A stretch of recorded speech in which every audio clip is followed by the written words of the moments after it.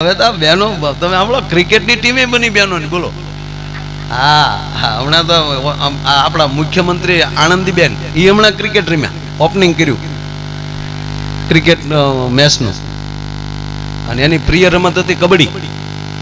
એ ભણતા ત્યાં. હા, અને અહીંયા જો આ બધા કોંગ્રેસના ધારાસભ્યો બેઠા છે. હા, ભાજપના બેઠા છે. ભાજપ કોંગ્રેસ બધું ભેગું થાય કૃપા હોય તો. હે હા, અને જો બેન સાંસદ છે તો ત્યાં અત્યારે પાર્લામેન્ટમાં લીધો, અહીંયા નો આવીએ ક્યાં. એ જગ્યાએ જો કોંગ્રેસ બેઠી હોય લગભગ ત્યાં કોઈ હાજર જ ન હોય, બધા બહાર જ હોય. હા, એ એટલી સ્વીટ હતી કે જવાય તો જવાય ને નોય જવાય. એટલે બહુ બધું જોવા જેવું છે. અને હમણાં વડાપ્રધાન શ્રીએ સ્વચ્છતા અભિયાન અમરીશભાઈ ચાલુ કર્યું. એ સ્વચ્છતા અભિયાન શરૂઆત થયેલી છે જુનાગઢમાં. તમને યાદ ન હોય તો કહી દો. પહેલું સ્વચ્છતા અભિયાન કોઈ ચાલુ કર્યું હોય તો જુનાગઢમાં 450 વર્ષ પહેલા નરસિંહ મહેતાએ શેરી વળાવી સજ કરું ઘરે આવો નહીં, મારી શેરીએ પધરાવું ફૂલ વાલમ ઘરે આવો નહીં. આજ એવું ને એવું સારું કાર્ય થઈ રહ્યું છે. એટલે વાત કરતો હતો બહેનોની ટીમની. હા, અને બહેનો ભેગા થાય ને, બહેનો ભેગા થાય ને પછી એક વાત તો 100% કરે. કઈ વાત? બહેનો ભેગા થાય ત્યારે એ તો હું આવી ને પછી તાર ભાઈ ને બધું હારું જીવ. અને 110% સાચી વાત છે. જ્યાં સુધી શક્તિ ન મળે ત્યાં સુધી આ કોઈ ધડો ન કરે. પણ કોઈ બહેનો એમ ભાષણ કરતા હોય કે અમે પુરુષની સમોવડી થવા માંગીએ છીએ, ત્યારે મને એવું લાગે કે એનું લેવલ ઘટે છે. આ દેશના પુરુષની તાકાત નથી સાહેબ સ્ત્રીની સમોવડો થઈ શકે. એનું લેવલ કંઈક ઊંચું છે. સંત સુરા નિપજાવતી આ ભગવતી છે. આ એક સ્ત્રી ન હોત તો સંત ન હોત, દાતાર ન હોત, મર્દ ન હોત. એક માં તત્વ ન હોત તો આ દુનિયાનું સર્જન ન હોત. અને ત્યારે ભગવાનની દયાથી પછી અમુક કોઈ બોલતા હોય તો ક્ષમા, પણ સ્ત્રીના લેવલે પુરુષ કદી ના આવી શકે. આ ક્રિકેટની ટીમ બની, હમણાં ઓસ્ટ્રેલિયા રમવા ગઈ હતી આપણી બહેનો, બોલો. ત્યાં ગયા ને ભાઈ, પછી પહેલો દાવ આપણા ભારતનો હતો. આપણી ભારતની બહેનો પછી આવી ધોકા લઈને, આમ થઈ ધોકાની તો ટેવ જ હોય. એ કે શું કરો તા કપડા ધોકાવું, તા એટલો બધો કેમ અવાજ આવ્યો, તા લેંઘો ધોકાવું, પણ લેંઘામાં એટલો બધો અવાજ કેમ આવે, તા એમાં તારા ભાઈ છે. પછી ખબર પડી બેન રમરમાટી બોલાવે છે. અમારા અકાભા છે ને, એ કે પેલા એ કે હું ગરબા ગાતો, માતાજીને ગરબા. કે પછી સાહિત્ય મેળ્યો કરવા, પણ ગરબા ગાતો ને તો ગરબા કેવા ગાતો? માડી તારે આંગણે આંધળા રે ગાવે, માડી તારે આંગણે પાંગળા રે ગાવે, માડી તારે આંગણે કોઠિયા રે આવે, માડી તારે આંગણ. એ કે આવા જ ગરબામાં આવું જ આવે. એ કે એક દી હું ઘરે હું તો ને માતાજી સપના આવે ને 2 ઠપાટ મારે. એ કે તારી પાસે કોઈ સારો માણસ જ ના, આવો સ્ટાફ છે બધો.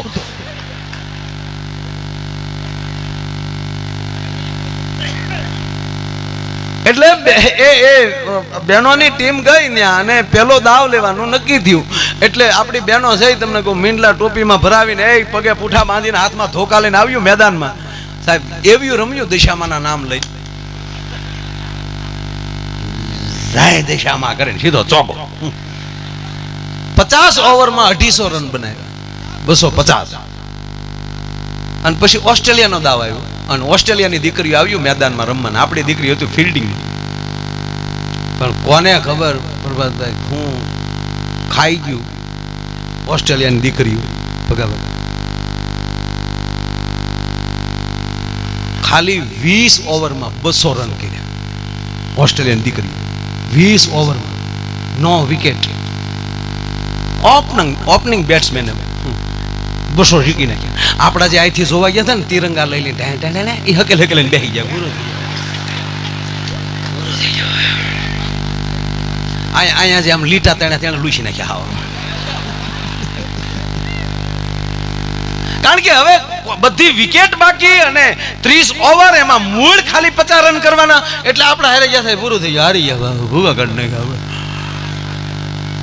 મરી ગયા. પછી 20 ઓવર પછી નાસ્તાનો વિરામ પડ્યો, લંચ. બસ 10-15 મિનિટનો જે નાસ્તાનો જે વિરામ આવે એ બેનો નાસ્તો કરવા ગઈ, 15 મિનિટનો વિરામ થયો, પછી નાસ્તો કરીને ઠંડા પીણા પીને પછી જે આપણી દીકરીઓ આવ્યું ફિલ્ડિંગમાં અને જે બોલિંગ કરી, ભાઈ મેરાણભાઈ 5 જ ઓવરમાં ઓસ્ટ્રેલિયા ઓલ આઉટ. ઓલા તિરંગા હકેલીને ઈ મળ્યા કરવા, ઈ ફટાકડા ફૂટ્યા ને પછી ઓલી દીકરીઓ ઝમક ઝમક ઝમક, લીલા લહેર ને કાળા બોકા. ઓસ્ટ્રેલિયાના મોઢામાં કોળિયો લઈ લીધો ને આપણી દીકરીઓ જીતીને આવી. જીતીને આવતી હતી ને પાછા એરપોર્ટ પહોંચ્યા પરત ભારત આવવા માટે. ક્યાં પત્રકાર મિત્રો ગયા આપણી બેનું પાસે, કેમેરા લીધા કે બેનું મારે તમને એક પ્રશ્ન પૂછ્યો છે, થોડીક વાતો કરવી છે. તો આપણી બેનું કે લે વાતો કરો ને ભાઈ, તો અમારે હજી 2-3 કલાકની વાર છે, અમે ક્યાં ને વાતો કરીશું, જો પૂછો તમ તાર જે પૂછવું હોય. એ કે બીજું પૂછવું નથી બેન,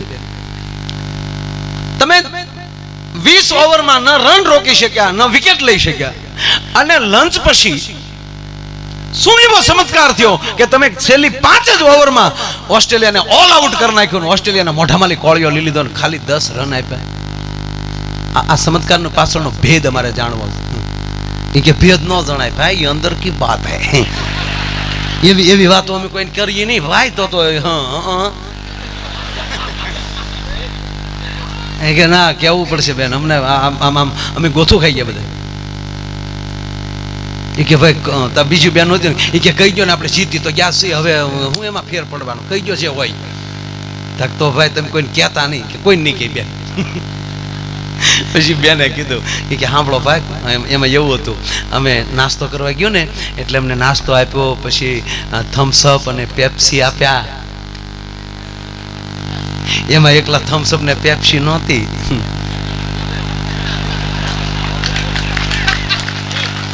અને તમે દાંત કાઢો એ નહોતું. હું ભારતની દીકરીઓની વાત કરું છું, એનું મને ભાન છે.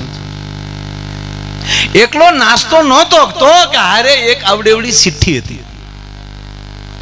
એ ચિઠ્ઠીમાં લખ્યું હતું, બેનો પહેલી વાર વિદેશમાં તમે રમવા માટે આવ્યો છો. ભારત છે એ શક્તિ પ્રધાન દેશ છે, શક્તિ ઉપાસનાનો દેશ છે, અને પહેલી વાર તમે બહાર આવો છો રમવા માટે, હારીને જશું તો નાક કપાશે. વિરાંગનાઓનું જે નામ છે એની માથે પટ્ટો લાગશે.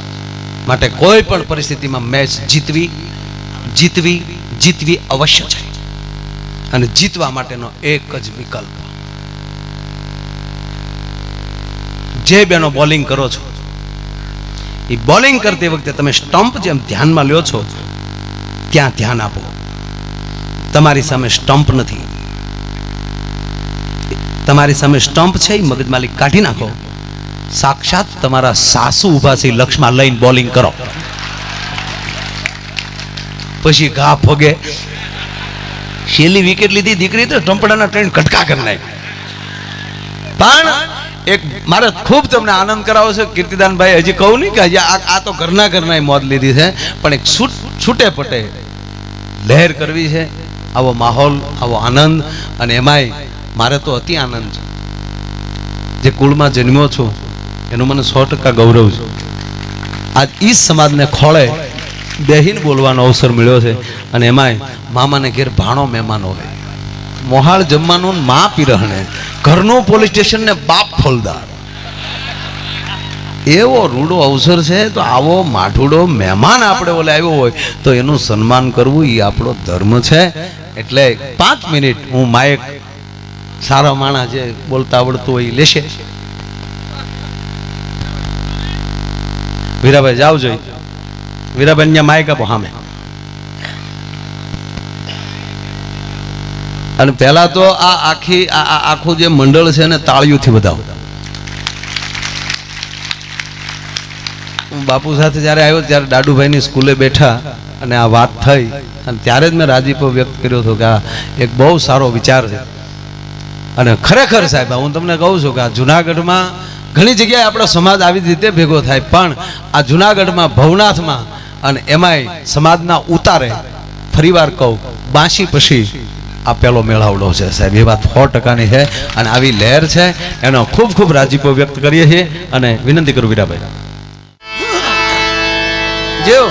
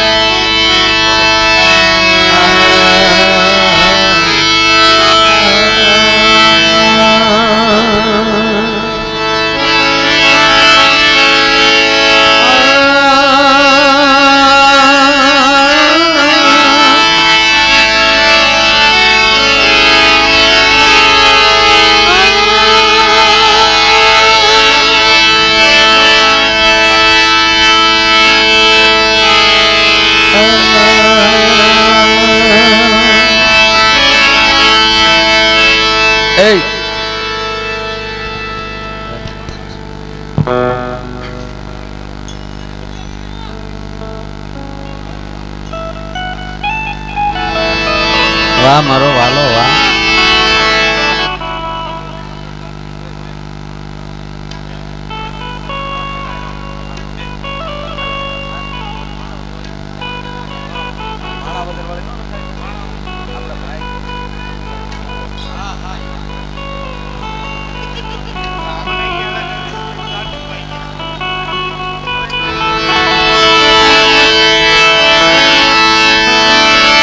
तुलसी तलपन छाड़िए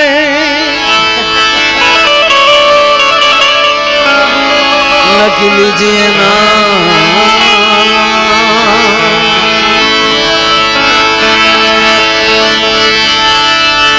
तुलसी तलपन छाड़िए लकी लीजिए ना ये ना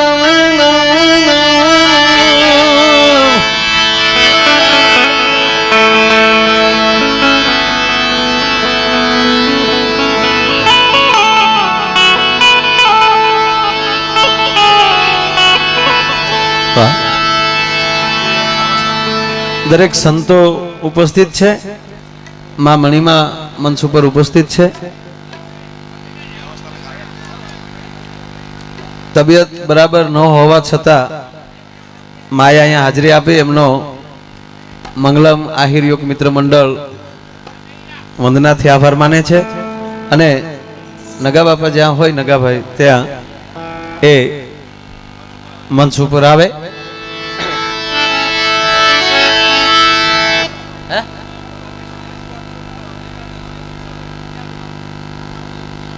અહીંયા આવે છે કીધું ઉભા થાવ અહીંયા જ આવે. હા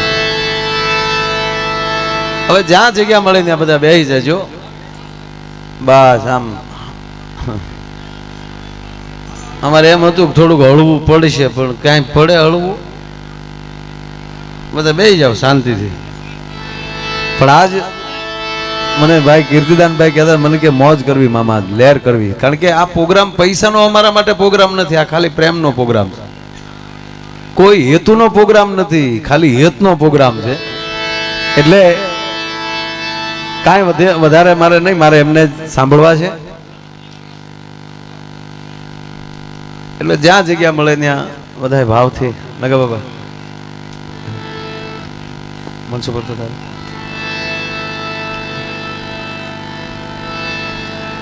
વાહ.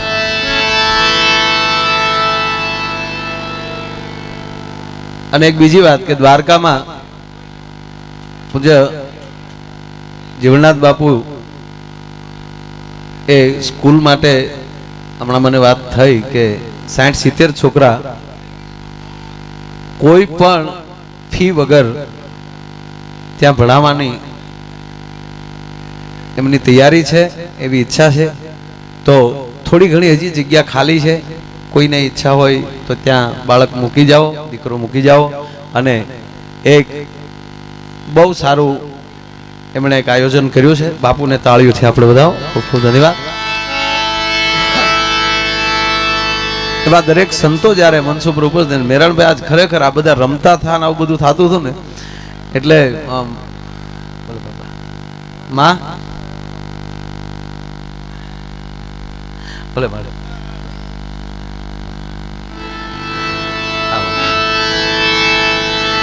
એટલે માહોલ એવો બન્યો હતો કે જાણે આ જુનાગઢ છે ને આજ ઘડીક વ્રજ બની ગયું હોય એવું. હે એટલે એક નાની વાત કહે ને પછી મારે ભાઈ કીર્તિદાનભાઈ ને રજૂ કરવા છે. મેં તમને કીધું એમ કે એને સાંભળવાની મને ઉપડી છે.